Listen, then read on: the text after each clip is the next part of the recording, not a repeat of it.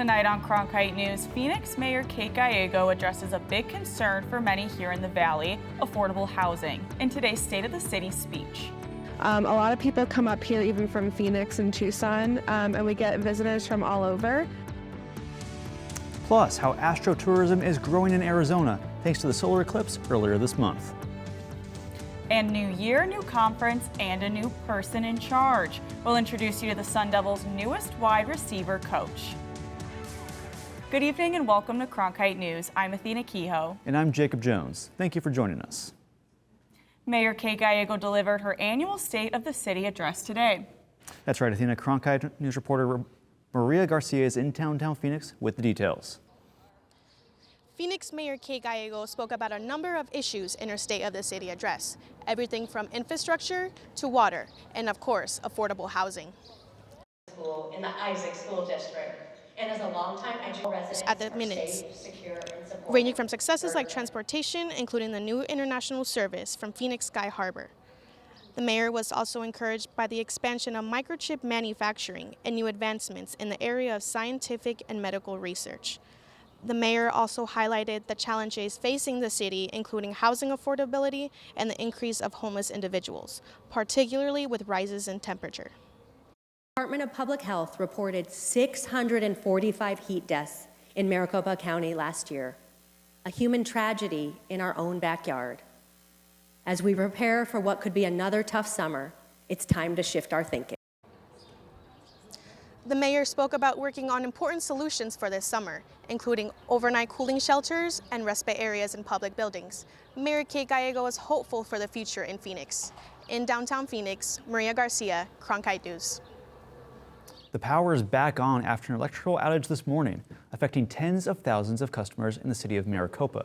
At the peak of the outage, some 33,000 people were without power for several hours. It's not yet clear what caused the problem, but the power was restored by late morning. Arizonans who will shop on Amazon will soon be getting their orders faster. Yes, Amazon announced that they will be starting Prime Air drone deliveries in Arizona later this year. On Monday, Amazon said they will be bringing drones to the West Valley. Customers in Tolleson will soon have same-day deliveries dropped off by these drones. Currently, Amazon uses drones in College Station, Texas, and Lockford, California. Amazon says they are working with the FAA to bring this program to Arizona by the end of the year.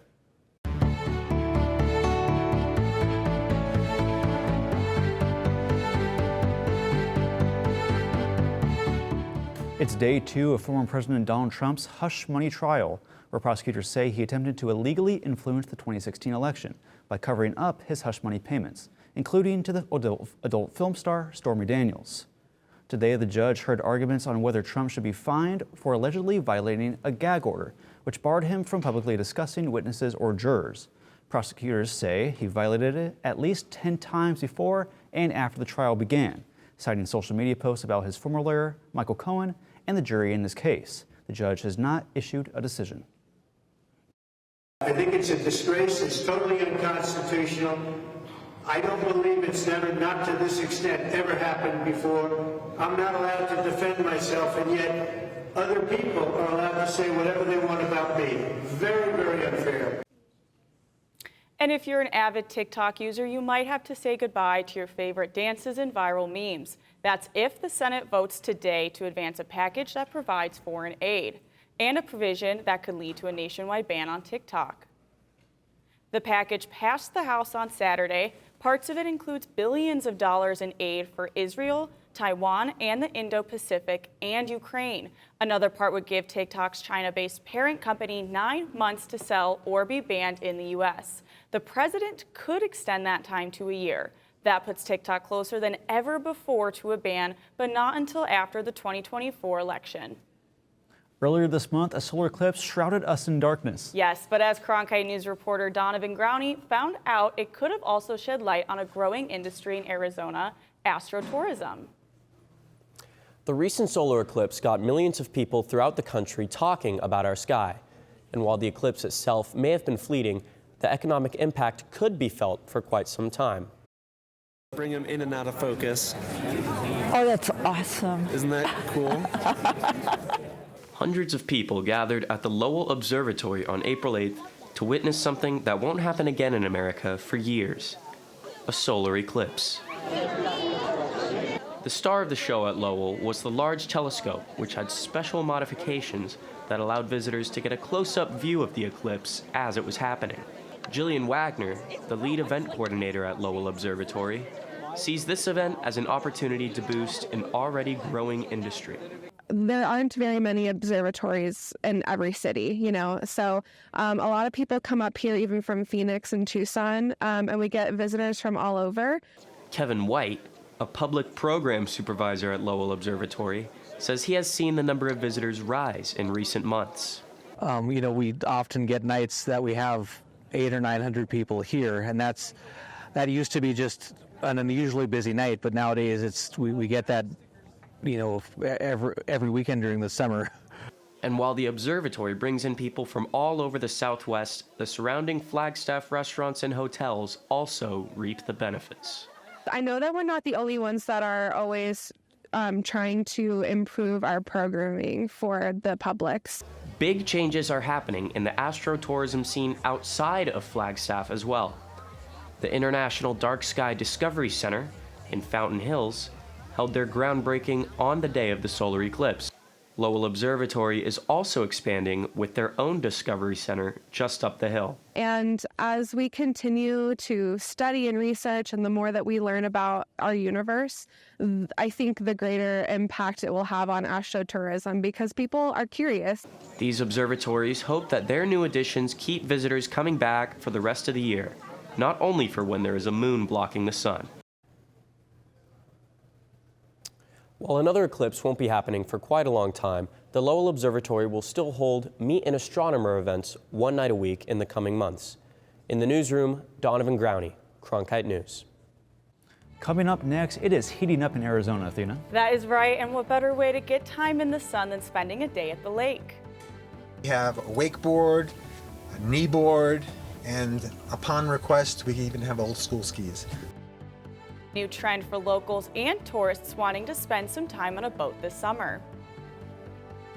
And whether you do hit the water or stay on land, we'll have what kinds of temperatures you can expect for the rest of the week.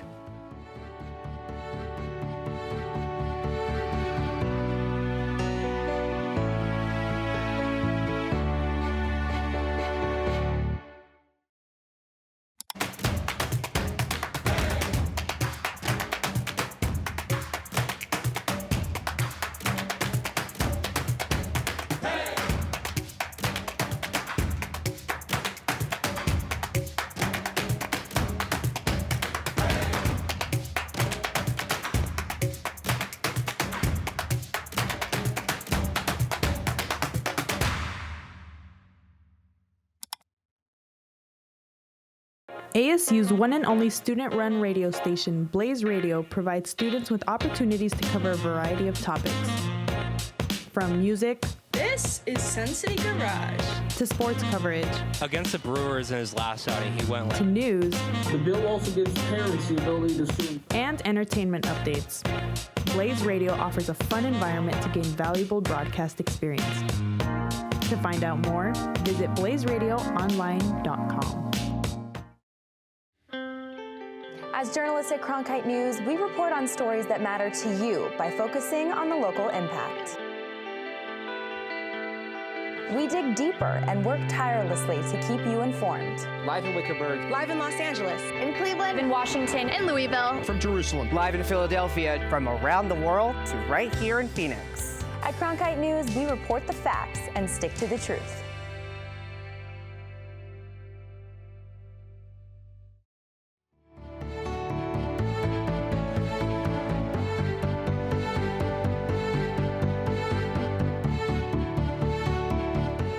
Beautiful weather across the valley today, but temperatures are only going to continue to rise. That's right, and that means locals will soon be flooding the lake docks to enjoy a variety of water activities, from tubing to jet skiing to wakeboarding. Kronite News reporter Ripley Simone Kennebrew is at Tempe Town Lake to tell us about a new way to rent boats. Many lakes like Tempe Town Lake have boats you can rent by the hour, but if you want to spend a little bit more time on the water, you'll have to go to one of the websites like Get My Boat or Boat Setter. They're marketed as the Airbnb for boats and help water enthusiasts spend more time on the water without worrying about the cost of buying or maintaining their own boat. A quick trip through Lake Pleasant can take around 30 minutes, and you can experience a tour on this exact boat through the site getmyboat.com. It's a great way to connect people who want to rent with, me and my boat and me as a captain. Captain Brian Rom rents his 21-foot bow rider boat through Get My Boat and says that the overall process is easy and allows renters to book with him directly. We have a 3-person tube. We have a wakeboard, a kneeboard, and upon request, we even have old school skis. And while you can rent boats from marinas at many of Arizona's larger lakes, the convenience of these boat rental sites are the ability to choose from cruisers and pontoons, charter with or without a captain, and reserve enough space for 2 to 20 guests. ROM even offers 2- and 4-hour tours throughout Lake Pleasant. I usually take a trip up the Agua Fria River, go up these beautiful cliffs. It's called Eagle's Nest. Arizona's waterways contribute $13.5 billion to the state's economy, according to a 2019 report by Audubon, Arizona. There is a growing market for boat owners like Rom, who prefer their boats on the water. Boat outings and tours can cost anywhere from $75 to $300 per hour, or you can rent them out for the full day. At Tempe Town Lake, Ripley Simone Kennebrew, Kronite News. It's going to be the perfect weekend to rent a boat because a little cool down is heading our way. Well, thank goodness. Rishi Oza joins us from the Weather Center to fill us in. Rishi, what can we expect this week? Yeah, we can definitely expect a cool down like you guys are talking about, but it's not going to happen quite just yet as we take a look at our evening planner for the rest of tonight. Sitting at about 90 degrees right now, it was definitely a hot one here in the valley on Tuesday. 88 degrees at 8 p.m., not going to dip too much from the 90s. It's just going to be in the mid to low 80s for the rest of the evening. As we look at our low temperatures for tomorrow, you're going to notice it's going to be very similar to what we have been seeing for the past couple of weeks. 64 degrees in Phoenix, 57 in Tucson, 57 in Casa Grande, and 65 in Lake Havasu City, 32 in the Grand Canyon, and 34 in Flagstaff as well. But as we look at our high temperatures, you're going to notice 91 in Lake Havasu, 90 in Quartzsite, 90 in Yuma. That area was the high point of all of last week in Arizona. Not the case right now, as we're going to be sitting at 94 degrees in Phoenix, which is the high point for Arizona tomorrow on Wednesday, 88 in Tucson, 66 in Flagstaff, and 70 in the Grand Canyon. So if you want to go up north, it's going to be beautiful up there this time of year. Looking at our 8-day forecast, like we said, it's definitely going to dip a little bit going into the weekend, 83 on Thursday and 83 degrees on Friday. And as we go into the weekend, Saturday sitting at 79 degrees and Sunday at 88. But as we come out of the weekend, definitely going to raise up a little bit, 93 degrees on Monday, 98 on Tuesday, and then 97 on Wednesday. For the Kronite Weather Center, I'm Rishi Oza. Thanks, Rishi. As temps start to heat up across the valley, so is the sweet treat industry. And folks who have lived in the valley for a while may know that ice cream trucks were not always allowed, as Kronite News reporter Sydney Whitty found out.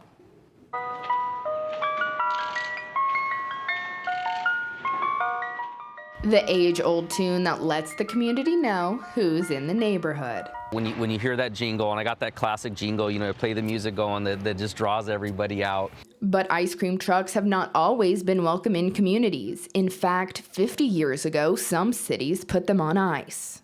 Back in the 1970s, ice cream trucks like this one were banned in cities across Arizona, like the city of Scottsdale, until 2013 when the ban was overturned.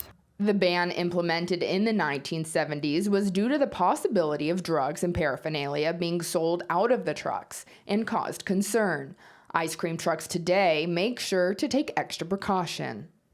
I'm very cautious of that when I'm interacting with families. If there's just a little kid coming out, I'm always telling them, hey, go get mom or dad, have them come out. And making guests feel welcome is a big part of what the Lil Ice Cream Truck is all about. As a father myself, that I'm very conscious of, and one thing, like when I'm driving around, I'll do in my neighborhoods, my back doors, I always have the back doors open. I try to make it as eye appealing, as friendly. I want people to be able to see all the way through the vehicle. Beyond beating the stigma, selling sweet treats on the streets is also about making people's day. That little switch in someone's day where they can have a happy moment and they're kind of forgetting some of their problems. In Phoenix, Sydney Whitty, Kronite News. If you are looking for a sweet treat, there's no need to worry. There's currently no ban on ice cream trucks across Arizona. And now it's time for the Kronite Sports Report. Let's toss it to Jack and Paul for a preview. Thanks, Athena and Jacob. We'll kick things off with tennis. Yeah, that's right, Paul. ASU men's tennis is getting ready for the Pac-12 tournament. What this tournament means for the seniors and how the team has been preparing for conference play.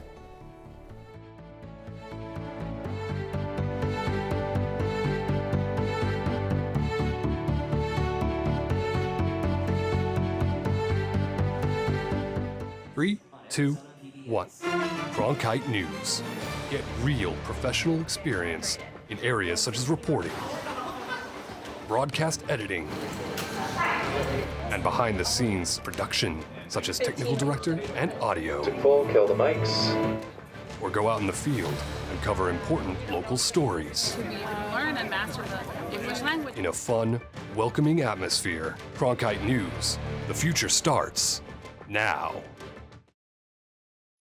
What Kronite News means to me is opportunity.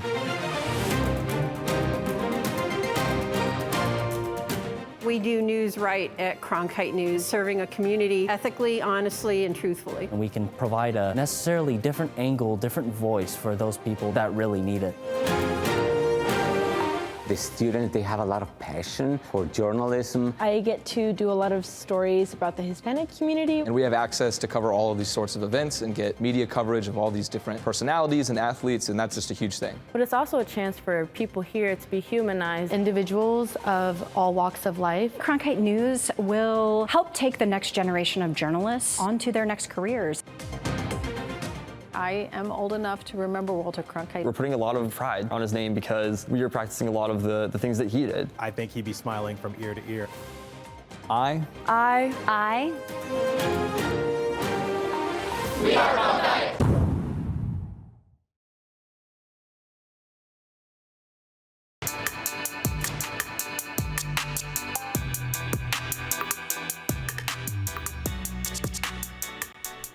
Hello and welcome to tonight's Kronite Sports Report. I'm Paul Schultz. And I'm Jack Pearson. The Suns are trying to even the first-round playoff series against the T-Wolves in Game 2 at Minnesota. They'll be back home Friday night for Game 3 against Ant-Man Anthony Edwards, who gave the Suns quite a bit of trouble the last time out. Yes, he did. Jack Edwards got into it a little bit with KD on Saturday. The series will shift to Phoenix on Friday and Sunday this week for Games 3 and 4. Friday's tip-off is set for 7:30, and according to Ticketmaster, the cheapest tickets for Game 3 and Game 4 will cost you around $100 before fees. If you're feeling fancy, you can sit courtside for Game 3 for around $4,000. Sunday's tip-off for Game 4 is at 6:30 at Footprint Center. Sun Devil football is making more than just a conference change this upcoming season. Yeah, that's right, Paul. The team announced a major coaching hire with experience winning at the highest levels, and that brings new life to the wide receiver room. The ASU football team made a big catch this offseason with former NFL superstar Hines Wards joining as a wide receivers coach. Ward came recommended by Chief of Staff Matt Butterfield, and it soon became clear that Ward can be a massive help to the program. I didn't know if it was going to be a fit at first. That really wasn't the direction I was thinking of. When you leave a conversation with him, you feel empowered, you feel better. It's going to be impactful in the recruiting. That's going to be impactful in the program. What has immediately stood out about Ward to Dillingham is his drive to pursue greatness. He still has that drive to prove people wrong, which made him great as a player. And you see him out there today, he's running around, he's got energy. He doesn't know one play.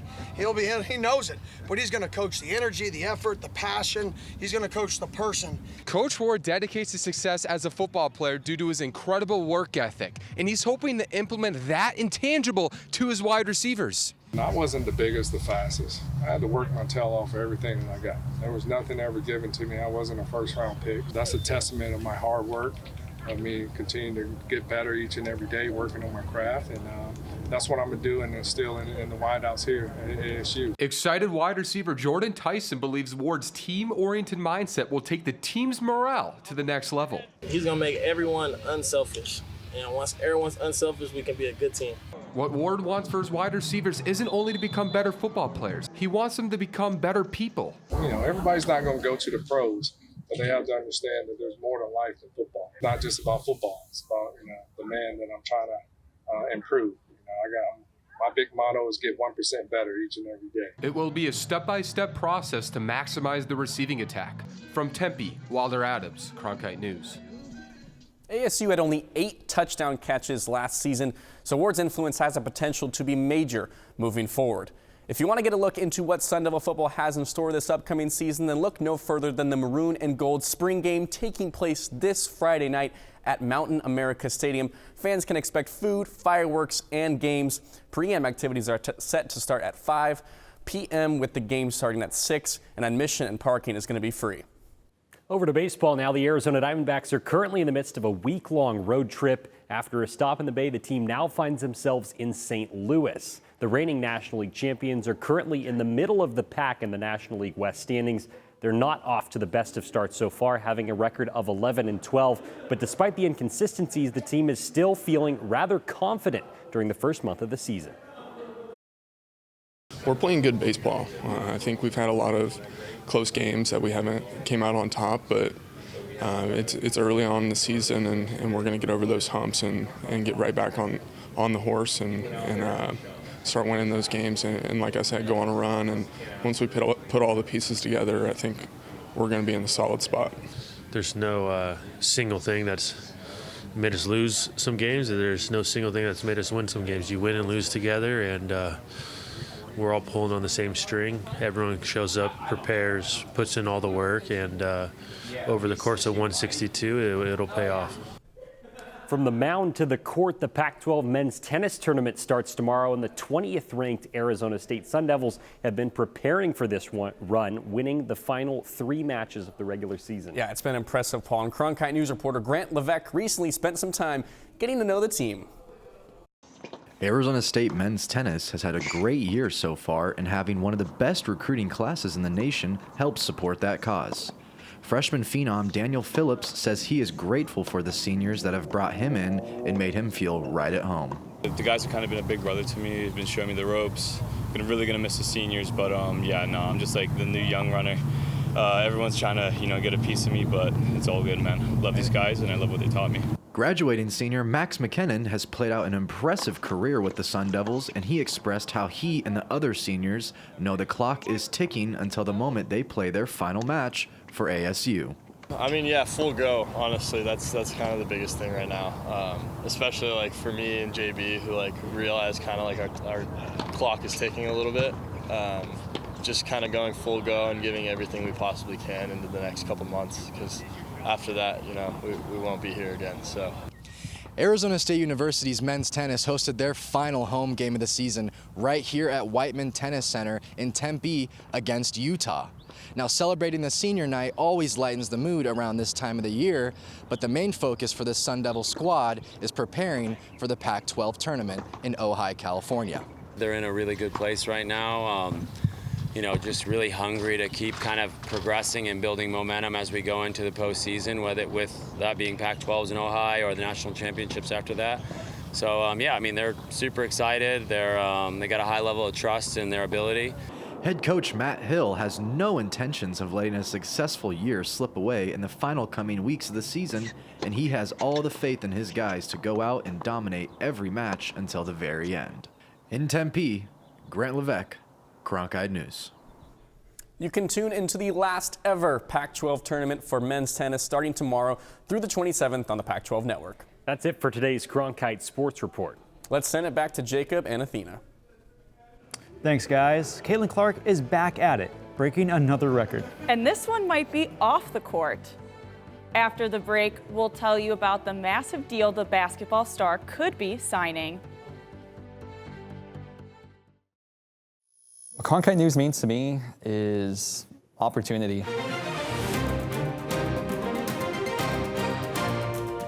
We do news right at Kronite News, serving a community ethically, honestly, and truthfully. And we can provide a necessarily different angle, different voice for those people that really need it. The students, they have a lot of passion for journalism. I get to do a lot of stories about the Hispanic community. And we have access to cover all of these sorts of events and get media coverage of all these different personalities and athletes, and that's just a huge thing. But it's also a chance for people here to be of all walks of life. Kronite News will help take the next generation of journalists onto their next careers. I am old enough to remember Walter Cronkite. We're putting a lot of pride on his name because we are practicing a lot of the things that he did. I think he'd be smiling from ear to ear. I. We are Kronite.